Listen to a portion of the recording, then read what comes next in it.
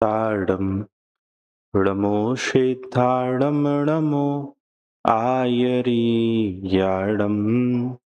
नमो वज्झायाडं नमो लोये सव्विसाहुडं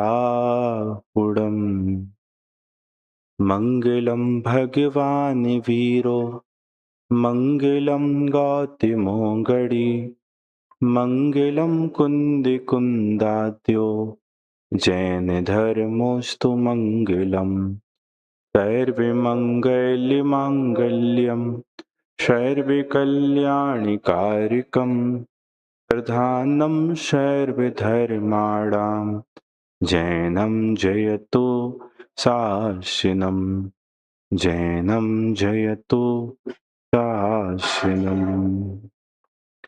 नमः समयसाराय स्वानुभूत्या चकासते चित्स्वभावाय भावाय सर्वभावान्तरच्छिदे वन्दे तु सर्वसिद्धे धुवमचलमणोबमं गतिं पत्ते बोच्छामि समयपाहुड मृण्मोऽसुधकेवली घटितम् वीतरागं जिनं नत्वा ज्ञानानन्दैकसंविदं वक्षे समयसारस्य वृत्तिं तात्पर्यसंज्ञिकाम्।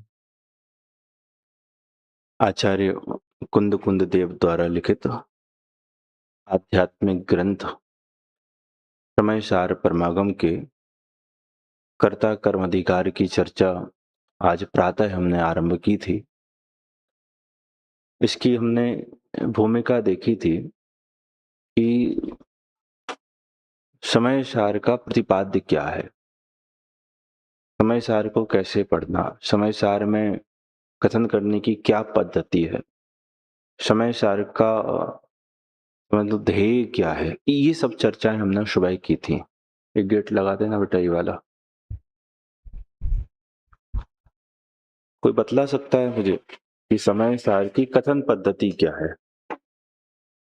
नयों के माध्यम से भी कह सकते हो आप, बोलो।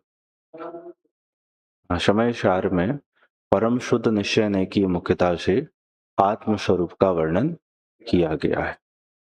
कैसा है वो आत्मस्वरूप जो कि परम शुद्ध निश्चय का विषय बनता है? वह आत्मस्वरूप कैसा है जो परम शुद्ध निश्चय का विषय बनता है? तीसरी, छठवीं, सातवीं गाथा पर पर्याय और गुण भेद से परे, जिसका पर के साथ कोई संबंध नहीं, जिसके शुद्ध अशुद्ध कोई भी पर्याय नहीं होते, जिसके ज्ञान दर्शन चारित्र का भेद भी नहीं, ऐसा शुद्धात्मा वो परम शुद्ध निश्चय का विषय है। इसके जीवा जीवाधिकार में पर के साथ की किन मिथ्या बुद्धियों का त्याग किया है, त्याग कराया है। पंखा चला लो ऊपर वाला। बोलो अर्पित, तुम तो थे ही नहीं सुबह, सजल तुम बोलो। इसका जो पहला अधिकार है जीवा जीवाधिकार, इसमें आचार्य भगवान ने किन मिथ्या मान्यताओं का त्याग किया है? बोलो। हाँ, पर के साथ जो एकत्व और ममत्व बुद्धि है उसका त्याग कराया है। और कर्ता कर्म अधिकार में क्या कहने वाले हैं? पर पदार्थों के साथ की कर्तृत्व और भोक्तृत्व बुद्धि का त्याग कर्ता कर्म अधिकार में किया गया है। पूर्वरंग अधिकार कितनी गाथाओं से कितनी गाथाओं तक है? 1 से 38 गाथाओं तक। उसके बाद जीवा जीवाधिकार 39 से 68 गाथाओं तक, और पूर्व रंग को और जीवा जीवाधिकार को मिलाकर भी जीवा जीवाधिकार कहते हैं। तो 1 से 68 गाथाओं तक भी जीवा जीवाधिकार कहा जाता है। जहां 39 नंबर की गाथा में जीवा जीवाधिकार का आरंभ हुआ था, वहां इसको नाटक का रूप दिया था आचार्य अमृतचंद्र देव ने। आचार्य अमृतचंद्र देव ने जिन 3 परमागमों की टीकाएं लिखी है उनको नाटक त्रयी कहते हैं, प्रावृत त्रयी भी कहा जाता है। कौन? समयसार, प्रवचनसार और पंचास्तिका। तो ये जो समयसार की टीका आचार्य अमृतचंद्र भगवान की है, इसमें उन्होंने नाटक का रूप बनाया। जैसे रंगमंच पर कोई पात्र आकर अपना अभिनय दिखाते हैं और वो निकल जाते हैं, ऐसे इस समयसार के मंच पर जीवा जीवाधिकार के प्रसंग में जीव और अजीब ये दो पात्र एकत्व के रूप में प्रवेश करते हैं। दोनों एक वेश में प्रवेश करते हैं, जीव अजीब के रूप में और अजीब जीव के रूप में। जब भेद विज्ञान ज्योति ज्ञानियों के उदय को प्राप्त होती है और भाई जब जीव अजीब का भेद जान लेते हैं कि ये दो नहीं, ये एक नहीं, ये क्या है, ये दो है, इनमें एकत्व नहीं है, इनमें क्या है कि भिन्नता है, तो वह रंगमंच छोड़कर बाहर की ओर भाग जाते हैं, निकल जाते हैं। अब वही जीव अजीब यहां भी कर्ता कर्म के रूप में प्रवेश कर रहे हैं। वह जीव अजीब पहले कैसे प्रवेश हुए थे? एक वेश बनाकर प्रवेश किए थे ना जिन्होंने, एक स्वांग बनाकर जिन्होंने प्रवेश किया था। अब वही जीव अजीब यहाँ पर कर्ता कर्म का स्वांग बनाकर प्रवेश करते हैं। जैसे वहां जब एकत्वमत्व संबंधी अज्ञान दूर हुआ, जीव अजीब का भेद विज्ञान हुआ, तो स्वांग त्याग कर बाहर की ओर भाग गए। ऐसे इस अधिकार में जब तर्क से, न्याय से, युक्तियों से आचार्य कुंद कुंद भगवान, आचार्य अमृतचंद्र देव इस बात को सिद्ध करेंगे कि आत्मा अजीब का और पदार्थ का कर्ता नहीं है, ऐसे अजीब भी जीव का कर्ता नहीं है। तो ये जो कर्ता कर्म का स्वांग बनाकर प्रवेश किया है, उस स्वांग का भी क्या होगा कि अभाव होगा, और अंत में वो दोनों भी अपने स्वांग को त्याग कर इस रंगमंच से भाग जाए। कर्ता कर्म के रूप में जो स्वांग बनाकर प्रवेश किया था, उस स्वांग को त्याग कर बाहर की ओर निकल जाएगा, ज्ञान का अभाव हो जाएगा। बात समझ में आती है? देखो, एक और इम्पोर्टेंट बात जो ख्याल में आ रही थी, अभी बिल्कुल जस्ट दिमाग से आ गई। अभी जो चलो श्लोक पढ़ते हैं, उस समय वो बात आएगी। यहाँ मंगलाचरण का श्लोक है और ये आचार्य अमृतचंद्र देव की पद्धति है कि वो प्रत्येक अधिकार के आरंभ में मंगलाचरण करते हैं। मंगलाचरण का अर्थ होता है स्तुति करना, प्रसन्नता करना, प्रशंसा करना। क्या मंगलाचरण का अर्थ क्या होता है? प्रशंसा करना, अपने इष्ट की, अपने आराध्य की, अपने लक्ष्य की। तो हर अधिकार के आरंभ में उस सम्यक ज्ञान ज्योति का स्मरण करते हुए उस सम्यक ज्ञान ज्योति की प्रशंसा करते हैं, उसकी महिमा मंडित करते हैं।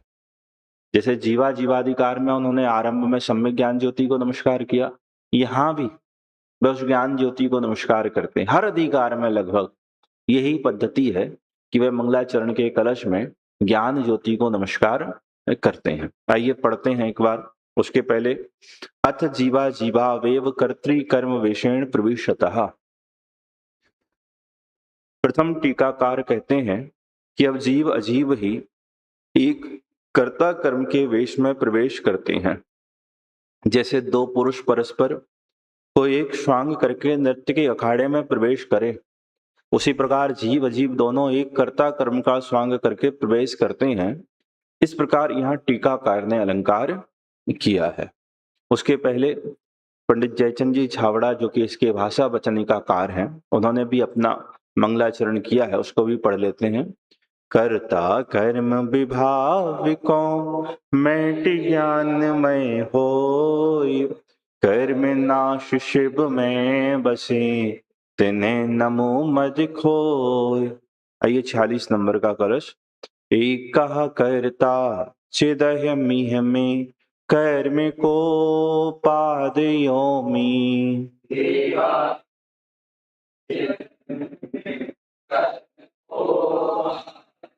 बिल्कुल अच्छे से रस से पढ़ो, यही याद हो जाएगा यदि प्रयास करोगे तो। एक कर्ता चिदह्यमिह में कर्म को पादयोमि।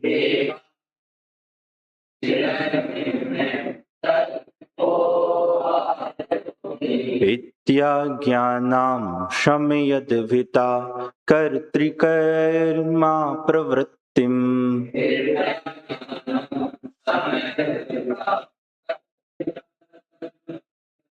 ज्ञानः ज्योति स्फुरति परमो दातिमात्यन्त धीरम्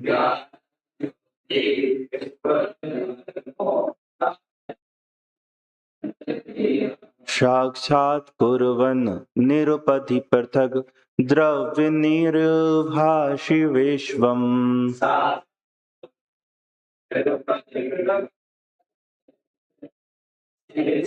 हाँ, मिलकर पढ़िए।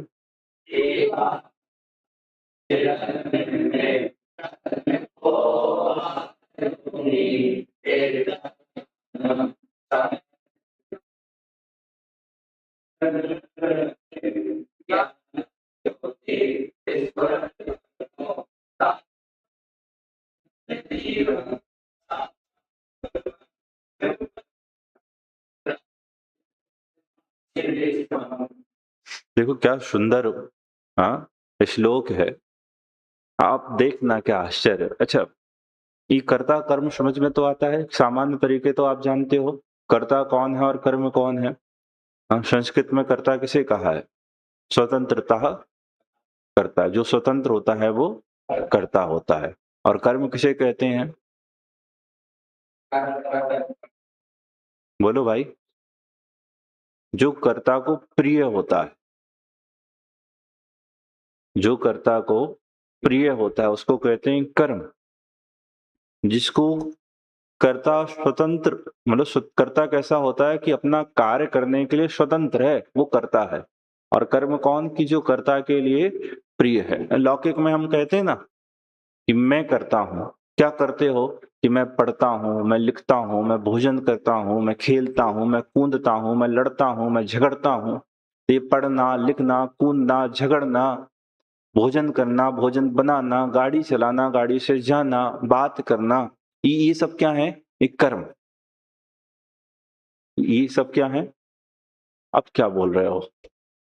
फेल हो चुके हो। कर्तुर्युक्तम कर्मः। कर्ता को जो अविष्ट है, कर्ता को जो प्रिय है, उसको क्या कहते हैं? एक कर्म कहते हैं। आपको समझ में आता है ना? कर्ता कर्म छठ कारक तो समझते हो ना? कर्ता मतलब करने वाला, कर्म जिसको कर्ता चाहता है, करण मतलब जिसके द्वारा वो कर्म संचालित होता है, संप्रदान जिसके लिए किया जाता है, अपादान जिससे अलग होता है। अब जैन दर्शन में संबंध को कारक के रूप में नहीं स्वीकारा, हमारे यहाँ सठ ही कारक होते हैं। और अगला है अधिकरण, जिसके आधार से कर्म संपन्न होता है। तो ये सठ कारक है। लौकिक में दो भिन्न भिन्न द्रव्यों में षट कारक घटित होते हैं। आप इसको, मैं छंद का अर्थ करूं उसके पहले आप ना इस पूरे कर्ता कर्म अधिकार का आप ये समझ लें, दृष्टिकोण समझ लें, इसका नजरिया समझ लें। तर्क लॉजिक तो जब पढ़ेंगे हम तभी पढ़ेंगे, लेकिन आप ये समझना, इस अधिकार में आचार्य भगवान को ये सिद्ध करना है कि दो भिन्न भिन्न द्रव्यों में, यहाँ लिखा ही है ना जीव अजीव, ये जो दो भिन्न अलग अलग द्रव्य हो गए, तो दो भिन्न भिन्न द्रव्यों में कर्ता कर्मपना घटित ही नहीं होता। कि मैं करने वाला, और ये हाथ मेरा समझ लो पर द्रव्य है ना, तो ये हाथ ऊपर हुआ, तो ये हाथ का ऊपर जो करना कर्म हुआ, बोले मैं इसका करने वाला, बोले ऐसा नहीं है। मैं पढ़ाता हूं और तुम पढ़ते हो, बोले दो द्रव्यों में ऐसा कर्ता कर्म संबंध नहीं होता। तो इस अधिकार में आचार्य भगवान इस शाश्वत सत्य को प्रतिपादित करने वाले हैं, इस वस्तु तथ्य को प्रस्तुत करने वाले हैं कि दो अलग अलग द्रव्यों में कर्ता कर्म संबंध घटित ही नहीं होता। और आज क्या कहा? दो अलग अलग द्रव्यों में कर्ता कर्म, ये जैन दर्शन का मूल है, सिद्धांत। हमारा प्रमुख सिद्धांत है अकर्तावाद। हमारा प्रमुख सिद्धांत क्या है? अकर्तावाद। अकर्तावाद हमारा समझ लो मूल है। दो ही मूल सिद्धांत है हमारे, एक तो अनेकांतवाद और दूसरा अकर्तावाद। तो इस अधिकार में आचार्य भगवान इस महान सिद्धांत की घोषणा करेंगे। क्या कहेंगे? कि दो भिन्न द्रव्यों में, दो अलग अलग द्रव्यों में क्या नहीं होता? कर्ता कर्म संबंध नहीं होता। मैं तुम्हारे में कुछ करूं, तुम मेरे में कुछ करो, हम तुम एक दूसरे में कुछ करें, ऐसी कोई व्यवस्था नहीं है। ये पूरी दुनिया में चलता है ना कि ईश्वर ने सृष्टि का निर्माण किया। बोले ईश्वर या सृष्टि एक द्रव्य होंगे तब तो शायद ये संपन्न हो सकेगा। यदि ईश्वर और सृष्टि अलग अलग द्रव्य हैं तो ईश्वर सृष्टि का करने वाला नहीं हो सकता। या तो वो एक द्रव्य होने चाहिए, लेकिन एक द्रव्य की सिद्धि तो होती नहीं है। ये तो अनेक द्रव्यों की सिद्धि तो प्रत्यक्ष सिद्ध है। एको ब्रह्मा द्वितीयो नास्ति, ये तो प्रत्यक्ष में विरोध को प्राप्त होती है। ये इतने विस्तार में अभी हमको नहीं जाना। आप ये समझना, इस अधिकार में आचार्य भगवान इन सभी मति कल्पनाओं का, इस मिथ्या भ्रम का अभाव करने वाला है कि मेरे चाहने से कुछ होता है, मेरे करने से कुछ होता है। कोई मेरा बिगाड़ करता है, कोई मेरा सुधार करता है, मैं किसी का बिगाड़ सुधार करता हूं। अरे कर्म भी मेरा बिगाड़ सुधार करते हैं। आचार्य भगवान इस अधिकार में कहने वाले हैं कि कर्म पर द्रव्य है, कर्म पुद्गल द्रव्य है, कर्म आत्मा से भिन्न है, यह आत्मा में कुछ नहीं कर सकता है। और हम भी कुछ नहीं कर सकते हैं, हम कर्म को बांधते हैं। बोले ये सिर्फ उपचार मात्र कथन है, आत्मा पर द्रव्य के कार्य का कर्ता नहीं होता, कर्म के कार्य का कर्ता कर्म होता है। जैसे एक पेज है ना, उस एक पेज को ऐसे फाड़ दो, किसी पेज को ऐसे फाड़ दो। अब पेज को किसने फाड़ा? पेज को किसने फाड़ा? तुम जरा अंगूठी उतारो ना अपनी, बड़े आदमी हो, उतारो जरा अंगूठी, उतारो ना। मान लो इसने उतार दी, क्या मान लो कि इसने अंगूठी उतार दी।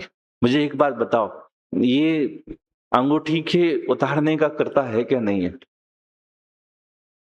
सजल बोला समझदार एक प्राणी। हाँ भाई साहब, किसने उतारी? मैंने तो उतारी नहीं है। हम उतारने जाते तो थपाड़ा और देता खींच के गाल पे।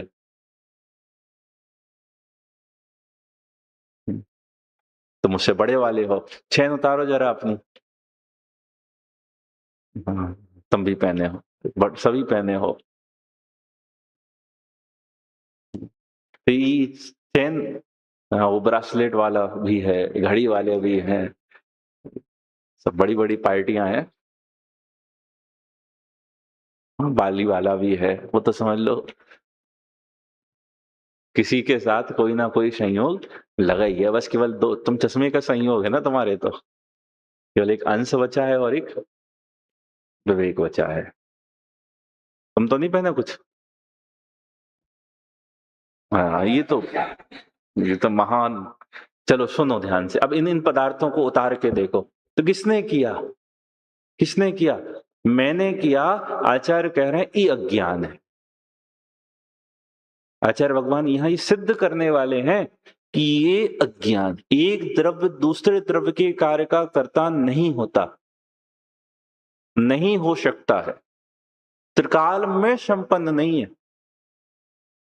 क्या सिद्ध करना है इस पूरे कर्ता कर्म अधिकार में? कोई भी द्रव्य किसी भी अन्य द्रव्य के कार्य का कर्ता नहीं होता। तो कौन करता है? कि प्रत्येक द्रव्य अपने परिणमन को करता है।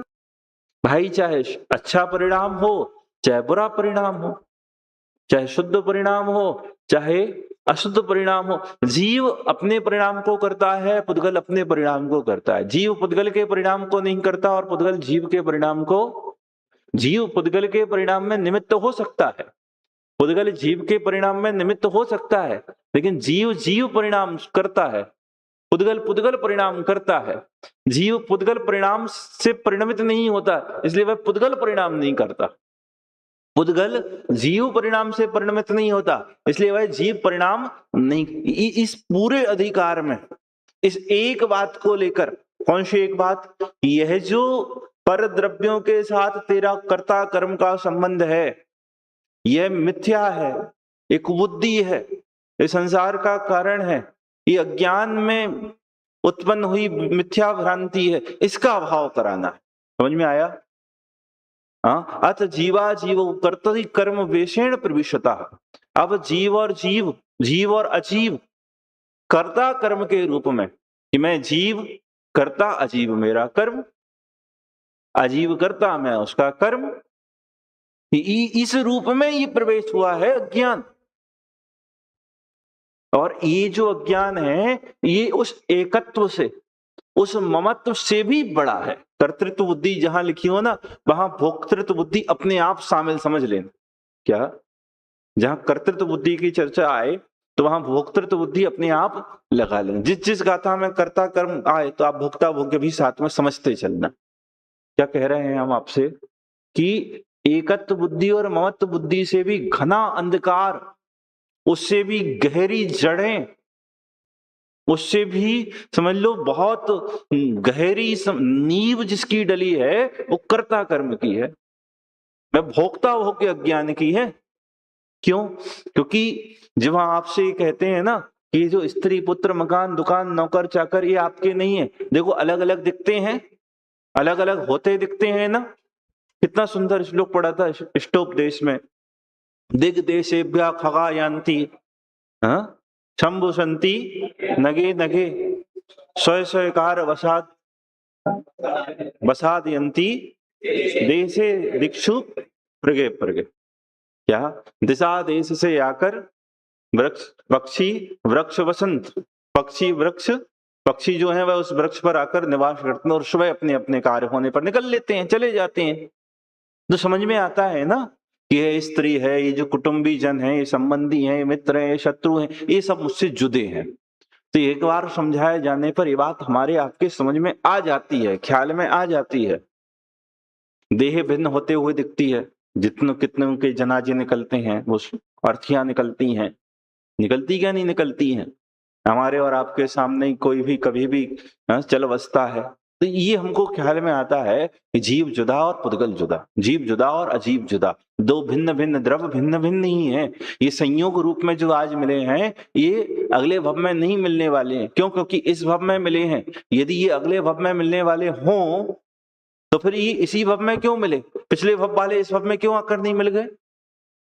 तो ये जब हम एकत्व मत बुद्धि की बात करते हैं ना कि दो पदार्थ अलग अलग हैं, जुदे जुदे हैं, भिन्न भिन्न हैं, न्यारे न्यारे हैं, तो एक बात तो हम स्वीकार कर लेते हैं, ना सही श्रद्धा के लेवल पर, अभिप्राय के लेवल पर, लेकिन ज्ञान में ऐसा निर्णय कर लेते हैं।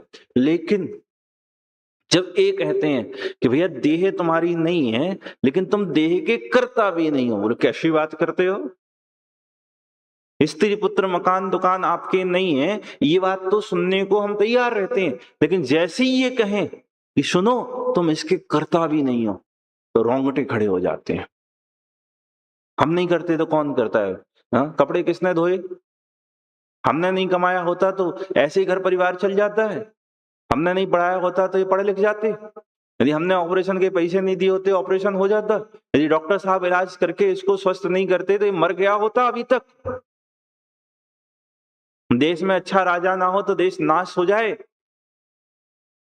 अच्छी प्रजा ना हो तो राजा को नाश कर दे। बात समझ में आ रही है? किसने किया? कर्तृत्व का अहंकार एकत्व से भी बहुत गहरा बैठा पड़ा है। मैं करता मैं करता मैं करता।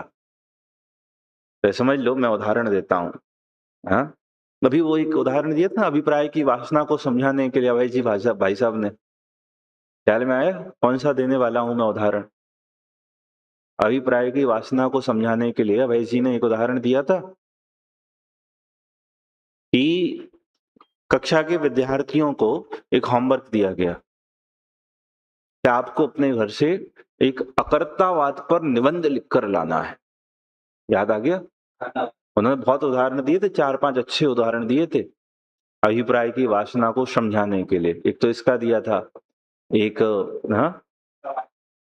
ये हो गया ना कर्तावाद वाला, एक वो बच्चों के खेलने वाला दिया था, वो शादियां रचवाता है डुग्गा डुग्गी की, गुड़ा गुड़िया और जो समझ लो उसके पुल्लिंग की, तो वो उनकी शादियां रचवाता है। और एक और कोई उदाहरण दिया था, अगली कक्षा में दिया था वो। अरे याद आया? कोई बात नहीं। बोले भैया सुबह पढ़ाते हो शाम को तो पता नहीं रहता है, आप पूछ रहे हो 15 दिन बाद पुराना। हाँ बोलो बोलो, क्या? नहीं, क्या? अरे नहीं, वो तो क्रिया परिणाम अभिप्राय को समझाने, अभिप्राय की वासना को समझाने के लिए। चलो कोई बात नहीं, आ जाए तो बताना। तो ये 3 तो एक कक्षा में दिए थे। और चौथा उसकी अगली कक्षा में दिया था। हाँ हाँ, तोते वाला दिया था। वेरी गुड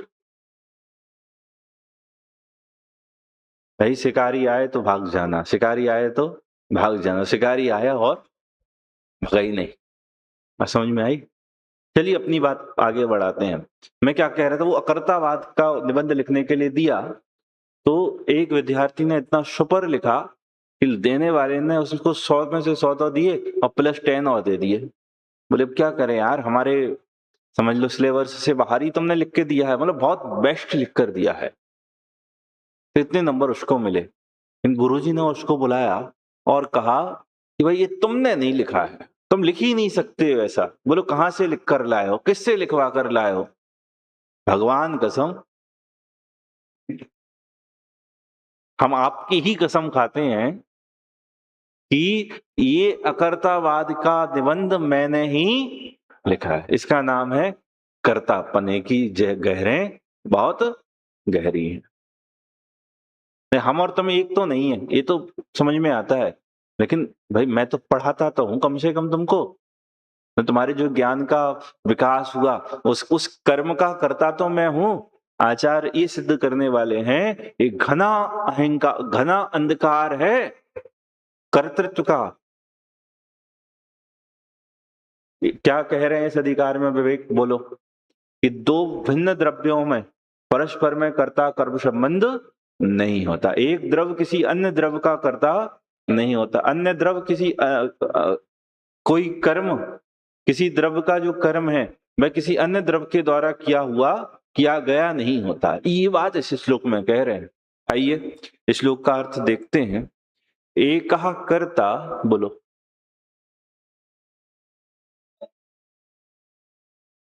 कर सकता नहीं है और करता नहीं। जब कर नहीं सकता तो करता नहीं है। भाई कर सकता होता तो करे, जब कर ही नहीं सकता तो कैसे करे?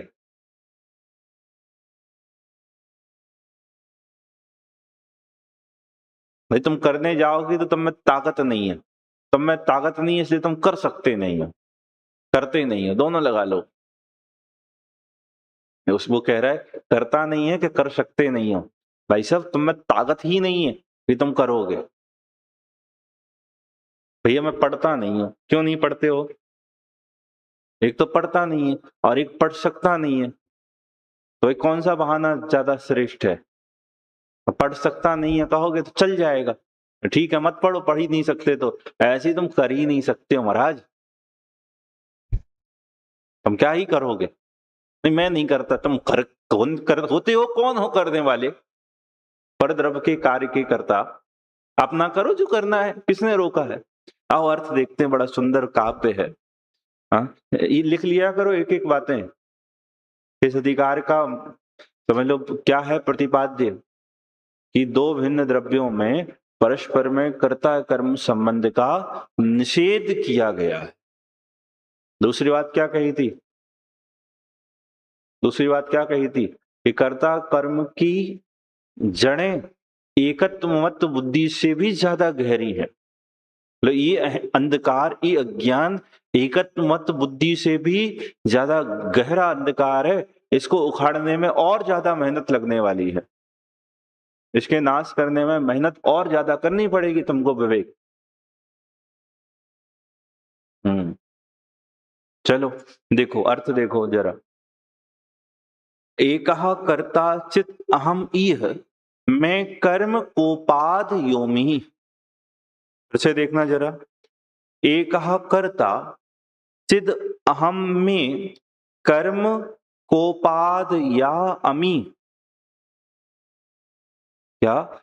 चिद अहम, ये मतलब इस लोक में, ये मतलब इस लोक में चित अहम चैतन्य स्वरूपी में, क्या इस लोक में चैतन्य स्वरूपी में एक करता, एक करता हूं। इस लोक में चैतन्य स्वरूपी मैं कौन हूं? कि करता हूं। और कोपाद यह अमी, यह क्रोधादि में कर्म, यह क्रोधादि मेरे कर्म है। कि मैं चैतन्य स्वरूपी आत्मा करता हूं और क्रोधादि मेरे कर्म हैं।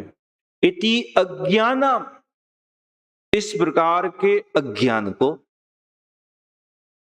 नहीं, इति अज्ञानम, ऐसा जो अज्ञानी जनों का, ऐसा जो अज्ञानी जनों की कर्तृकर्म प्रवृत्ति, कर्ता कर्म की प्रवृत्ति है, अभितहा सम्यत, उसको सब ओर से नष्ट करती हुई। अर्थ पहले सामान्य से पूरा एक बार अर्थ कर दे, फिर से देखो दो पंक्तियां क्या कह रहे हैं। यह चिद अहम, इस लोक में चैतन्य स्वरूपी मैं आत्मा, मैं कौन कि चैतन्य स्वरूपी मैं एकह करता, मैं एक करता हूं। और अमी कोपादय, यह जो क्रोधादि में कर्म, यह क्रोधादि मेरे कर्म है। इति अज्ञानाम कर्तृकर्म प्रवृत्ति, इस प्रकार अज्ञानी जनों की कर्ता कर्म की प्रवृत्ति को शमयत अभितः, अभितः सम्यत, सर्व ओर से समन करती हुई, ज्ञान ज्योति स्फुरति, ज्ञान ज्योति क्या हो रही है, स्फुरायमान हो रही है। अज्ञानियों का ज्ञान क्या है, जो कि ज्ञान ज्योति सर्व ओर से नष्ट करती है। क्या है अज्ञानी जनों का ज्ञान, कि मैं आत्मा करता हूं और क्रोध आदि मेरे कर्म है। आचार्य कह रहे हैं अज्ञानियों का अज्ञान है। कौन सा अज्ञान है, कि कर्ता कर्म संबंधी अज्ञान है। इसका मतलब यह है ज्ञान, सम्यक ज्ञान, सच्चा वस्तु तत्व क्या है, कि मैं आत्मा करता और क्रोध आदि मेरे कर्म नहीं है। क्या मैं चैतन्य स्वरूपी आत्मा, क्रोधादि मेरे कर्म, ये अज्ञानियों का अज्ञान है। तो सत्य क्या है, कि मैं आत्मा क्रोधादि का कर्ता नहीं हूं। अरे आचार्य, आपने कहा था जीव अजीव कर्ता कर्म के वेश में प्रवेश करते हैं, तो क्या क्रोधादि परिणाम ये अजीव के परिणाम है, क्या क्रोधादि अजीब है? बोले हाँ। क्या कहा, यहां दो भिन्न द्रव्यों में कर्ता कर्म संबंध का निषेध किया ना। एक द्रव और उसके परिणाम के मध्य तो कर्ता कर्म का निषेध नहीं कर रहे हैं, उसमें तो कर्ता कर्म संबंध होता है ना। मैं आत्मा क्या है, जानना मेरा स्वभाव, तो मैं आत्मा करता और ज्ञान मेरा कर्म। पुद्गल करता, स्पर्श रस गंध वर्ण रूप परिणाम उसका कर्म। बात समझ में आ रही है? तो इसमें तो कोई दिक्कत ही नहीं है। लेकिन मैं आत्मा करता और पुद्गल द्रव का परिणाम वो मेरा कर्म, ये है कर्ता कर्म संबंधी अज्ञान। तो क्या मोह राग द्वेष आदि यह अजीब द्रव का परिणाम है जिसका मैं करता नहीं हूं? बोले हाँ। इस अधिकार में दो तरह से परद्रव के परिणाम के कर्तृत्व का निषेध होगा। एक तो परद्रव का परिणाम कौन, कि जो जड़ रूप से स्पर्श रस गंध वर्ण रूप से परिणाम है वो सब। और दूसरा कौन, कि जो मेरा विकारी परिणाम जो कि पुद्गल कर्म के निमित्त से हुआ है, जिसे अध्यात्म भाषा में क्या कहते हैं, कि पुद्गल का ही कहते हैं, अजीब जड़ का ही कहते हैं। अभी मैं इस व्याख्या को आगे नहीं बढ़ा रहा हूं। अभी आप इतना समझना, अध्यात्म में ये जो मोह राग द्वेषादि परिणाम जीव के हुए हैं, उसको किसका कहा जाता है, कि पुद्गल का। क्यों? क्योंकि यह पुद्गल के कारण होते हैं। क्रोध क्यों होता है, मान माया लोभ क्यों होते हैं, ये मिथ्या दर्शन क्यों होता है, अज्ञान अभिरति कषाय क्यों होती हैं, कर्म के उदय के कारण होती ना। किससे होते हैं? क्रोध कब होता है, कि चारित्र मोह के उदय में होता है। मिथ्या दर्शन कब होता है, कि मिथ्या वो दर्शन मोहिनी के उदय में होता है। अज्ञान कब होता है, कि मिथ्या दर्शन मोहिनी के उदय के निमित्त से ज्ञान का परिणमन भी मिथ्या ज्ञान रूप होता है। उसका निमित्त भी कौन है मिथ्या ज्ञान का, कि दर्शन मोहिनी है। मिथ्या ज्ञान का निमित्त कौन है, दर्शन मोहिनी ही उसका निमित्त है ना। तो जो जिससे होता है वह उसका ही होता है। क्रोध किससे हुआ, ये कर्म से हुआ। तो क्रोध किसका हुआ, ये कर्म का हुआ ना। जीव का कहां है, जीव कहां करता है क्रोध का, कौन करता है क्रोध को, पुद्गल करता है। किसका परिणाम है, कि पुद्गल का परिणाम है। और अज्ञानी किसको मानता है, उसको अपना मानता है। अज्ञानी किसका मानता है, तो आचार्य कह रहे हैं कि मैं चैतन्य स्वरूपी आत्मा करता और क्रोधादि मेरे कर्म, ये अज्ञानियों की कर्ता कर्म की प्रवृत्ति को सर्व ओर से नष्ट करती हुई कौन, कि ज्ञान ज्योति स्फुरायमान हो रही है। वह ज्ञान ज्योति प्रकट हो रही है। कैसी है वह ज्ञान ज्योति? परमोदातम अत्यंत धीरम, यह परम उदात है, परम उदात है। और कैसी है? अत्यंत धीर है। ज्ञान ज्योति के विशेषण लिखे, परम उदात है और कैसी है? ये अत्यंत धीर है। और देखो क्या कह रहे हैं, साक्षात कुर्बन, कैसी है यह परम उदात अत्यंत धीर ज्ञान ज्योति? इस साक्षात कुर्बन, साक्षात मतलब प्रत्यक्ष करती है, प्रत्यक्ष करती हुई, किसको? निरुपधि, मतलब बिना किसी सहायता के, बिना किसी अवलंबन के। यह जो ज्ञान ज्योति प्रकट हुई है, यह कैसी है? यह विश्वम लिखा ना आगे चल के, पूरे विश्व को साक्षात कुर्बन, पूरे विश्व को प्रत्यक्ष करती है, प्रत्यक्ष जानती है। और कैसे जानती है? निरुपधि, बिना किसी अवलंबन, बिना किसी सहायता, बिना किसी के, समझ लो हाथ पैर जोड़े, बिना किसी अवलंबन के जानती, बिना किसी सहायता के जानती है। और कैसा जानती है? पृथक द्रव्य, पृथक द्रव्य मतलब भिन्न भिन्न द्रव्यों को जानती, मिला जुला कर नहीं जानती है। जीव अनंत है तो अनंत जीवों को भिन्न भिन्न जानती है, अनंत जीवों के सबके अनंत द्रव्यों, अनंत गुणों को भिन्न जानती है, और अनंत गुणों के परिणमन को भिन्न जानती है। क्या? पृथक द्रव्यम, अलग अलग जानती है सभी द्रव्यों को, मिला जुला नहीं देखती है। और निर्भासी, स्पष्ट, सूक्ष्म। कैसी है यह ज्ञान ज्योति? कि यह ज्ञान ज्योति संपूर्ण विश्व को साक्षात करती हुई समस्त द्रव्यों को भिन्न भिन्न स्पष्ट जानती है। ऐसी यह सम्यक ज्ञान ज्योति है। और उस सम्यक ज्ञान ज्योति को यहाँ आचार्य अमृतचंद्र देव उसकी प्रशंसा, उसकी तारीफ करते हुए उसको नमस्कार करते हैं, उसको याद करते हुए मंगलाचरण कर रहे हैं कि यह जो अज्ञानियों की कर्ता कर्म की प्रवृत्ति है उसको भिन्न जानती है। आइए, आया भाव समझ में आया आपको सामान्य से सबके? हाँ, पढ़िए एक बार। एका करता छिदह मिह में कर्म को पादयोमि इत्या ज्ञानाम शमयद्विता करति कर्मा प्रवृत्तिम ज्ञाना ज्योति स्फुरति परमो दातिमत्यंत धीरम साक्षात कुर्वन् निरुपति पृथक द्रव्य निर्भाषि विश्वम। यहाँ उस ज्ञान ज्योति के परम और परम उदात और अत्यंत धीर ये विशेषण दिए हैं। इसके पहले भी जो जीवाधिकार में ज्ञान ज्योति को नमस्कार किया था, वहां भी उसे उदात और धीर क्या कहा था? उदात और धीर कहा था। तो उसकी चर्चा वहां पहले हुई थी। इसकी चर्चा भी हम एक बार और पुनः कल करेंगे कि उदात क्या होता है, धीर क्या होता है, ज्ञान ज्योति को क्यों उदार कहा है, ज्ञान ज्योति को क्यों धीर कहा है, साथ ही ज्ञान ज्योति का तात्पर्य क्या है। इसके तीन अर्थ हो सकते हैं ज्ञान ज्योति के।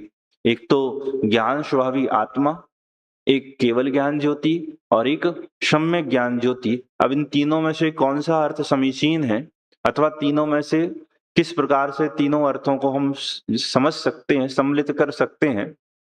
और चौथा, तीसरी चर्चा करेंगे समयत विता, मतलब सभी ओर से उसको नष्ट करती हुई, उसको समझ लो शमन करते हुई ज्ञान ज्योति प्रकट होती है। ये थोड़ी सी चर्चा और शेष है। इस तरह कलश पर फिर हमारी चर्चा पूरी होगी। अभी की